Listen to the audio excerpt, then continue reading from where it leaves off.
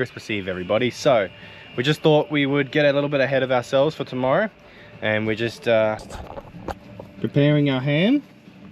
It's a pineapple and glazed cherries with a maple syrup glaze. Look at our ham.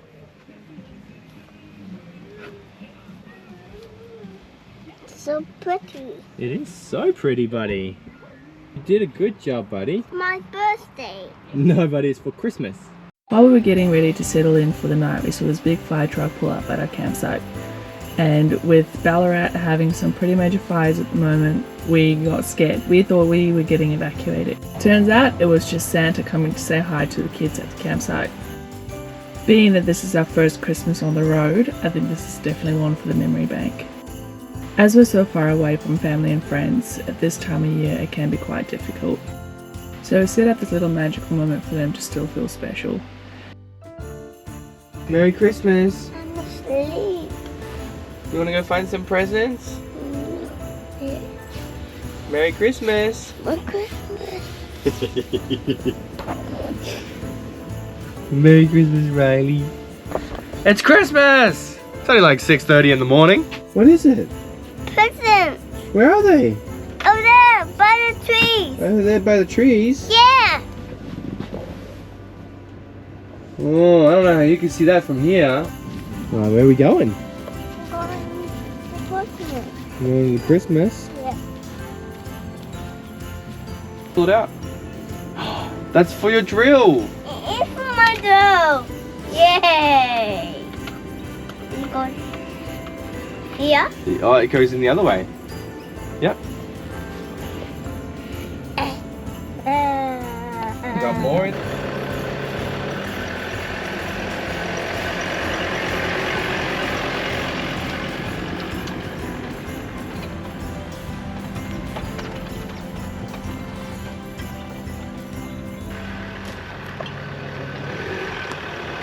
So we weren't actually planning on moving on Christmas, but when we had the boys out there this morning to open up the Christmas presents, there was definitely something that had died around our camp, and it was starting to decompose.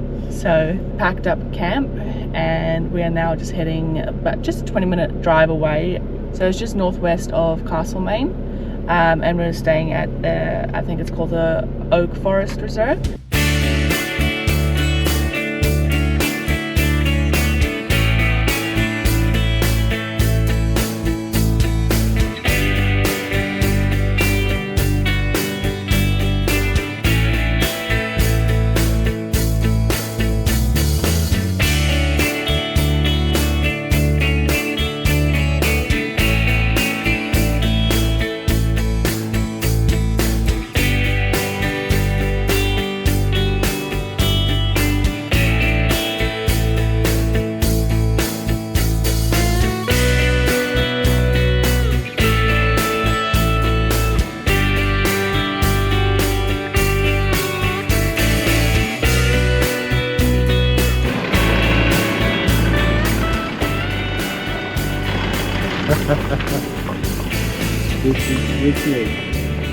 So, first time using the oven, and obviously It's amazing. it really is. We got to cook our ham. It's amazing having an oven. Even though I don't know if you told them like the top part didn't fit in the oven, so Rhodey had to hack it with a saw.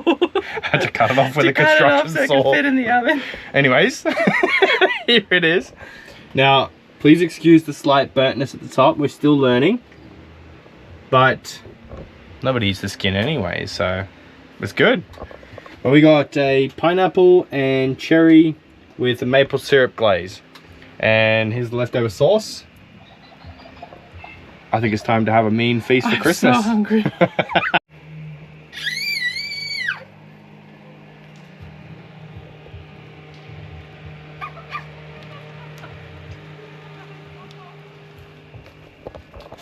Time to have some Christmas lunch. You got? Good ham. You got ham? Mm-hmm.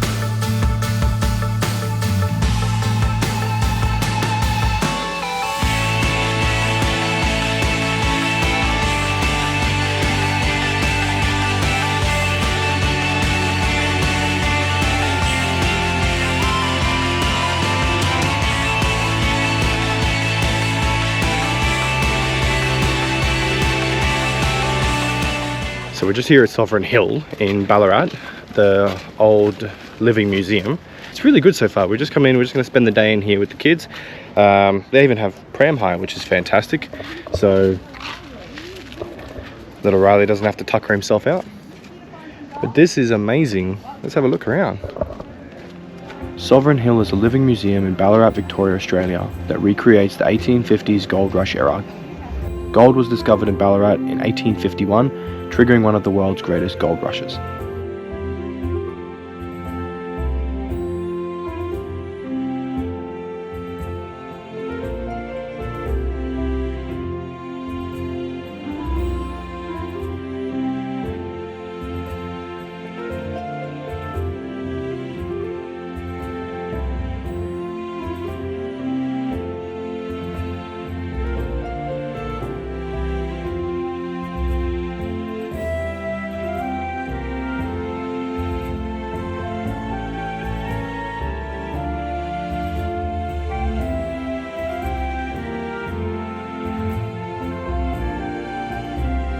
About $300 worth of gold gets put into this creek daily for visitors to pan for gold, so your chances of leaving with a bit of a souvenir are quite high.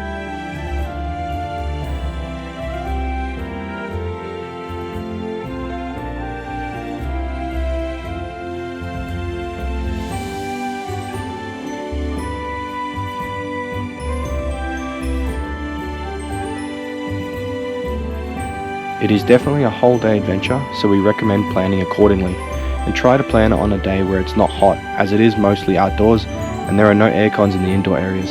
In saying that, our time here was amazing and a big eye-opener. Would come back to visit this living museum any day.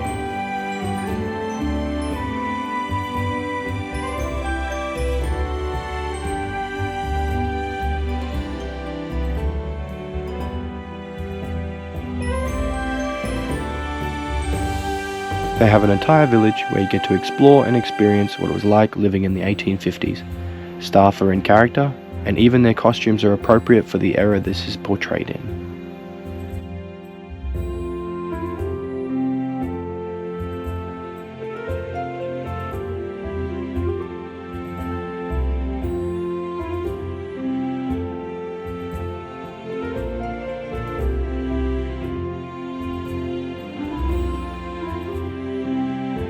They have a lot of shops which are real and functional, including general stores, bakery, restaurant, candy shop, soap and candle making, and even a bowling saloon.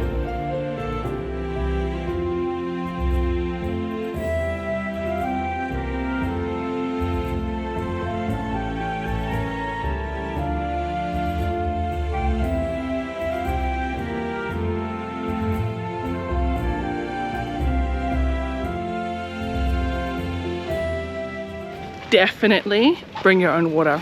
$7 a bottle. One of these, just one of these, $7. $14 for 2 bottles of water. Absolutely ridiculous. Huh. How are you feeling? Hot. It is a bit warm today. It is top of 38 here in Ballarat. It is beautiful. I love it. It's crazy. I just took another walk up there when he took the boys to the playground, and you've got the like the hotel and theatre and everything there that you used to be able to stay in that hotel overnight. I asked her. Oh really? She was like, yeah, they used to be able to stay in there. Oh, but now awesome. They've got a separate hotel in the back of the park that you can stay at if you want to. But it's awesome. It really is. A lot of the people they keep the character and stuff like that, which is great. The costumes are awesome. Just the general layout of it as well. It's, I mean, I have no doubt it was trying to be as true as it was. So it's really, really nice. We're just here at Starbucks. My first time ever. Mish pulled over. Mish saw it as we were driving past. She's like, oh, Starbucks! I haven't seen a Starbucks in 7 years. Because in New Zealand they're everywhere, but here where we're from in Perth, nothing.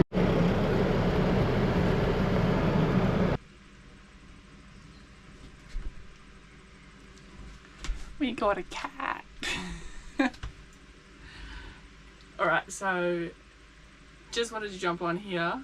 You probably also would have seen a little sneak peek in last week's video, accidentally. So the door is leaps and bounds ahead of Lucy's door, sorry. It just Feels more. But yeah, she's been with us for a couple of weeks now. We just haven't really shown anything just yet. Basically, make a long story short, we'll try to anyway. So we actually did have footage on how this happened, but it all got lost. So just trying to give a quick rundown. So when we were in Bendigo, we were at a campsite. We had a stray dog come to us, and in the midst of trying to help this dog, we ended up falling in love with him. And turns out we couldn't keep him because he was microchipped. He was just lost. So he got sent back to the animal rescue, trying to relocate his owners and do vet checks and everything because he was in pretty bad shape. So in the midst of having this dog with us, we, like I said, ended up falling in love with him. We actually looked at ways on how we can adopt him, how we can do this lifestyle with him with us. He was massive. He was an Altonian Shepherd. And yeah, we just fell in love with the idea of having a companion on the road. And just having a pet in our lives again, because we've always had pets.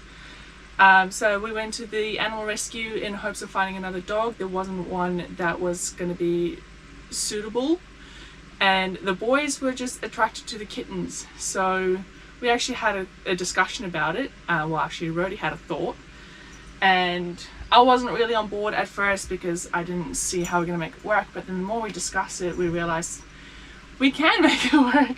So that was Cece.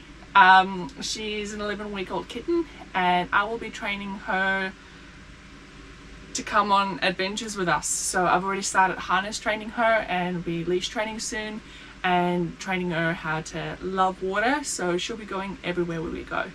She actually has already been. She loves the car. She just sleeps the entire trip wherever we go. And we take her outside every now and then, and yeah, so she'll be a little adventure kitty, and she's our newest addition to the family.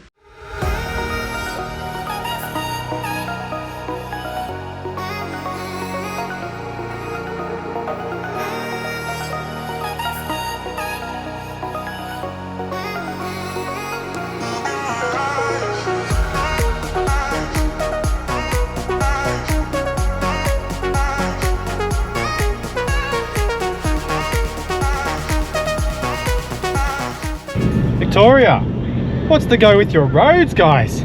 They're shocking. I reckon we could have popped a tyre twice now. Please fix. These roads are terrible. I mean, we've heard a lot about people saying that Victorian roads are crap, but geez. Well, it's official. Wingill Road in Victoria, heading from Ballarat down to Anglesea area, or the campground that we're heading to, is terrible. It's the worst road, worst bitumen road I think I've ever driven on. Just out having a look, making sure everything's all good. Shocking. But, you know, part and parcel to the travel. At some points there we were just bouncing up and down in the car. And then at some other points he's got like dips in this big and stuff, just even worse. So yeah, pay to just have a quick look over the van.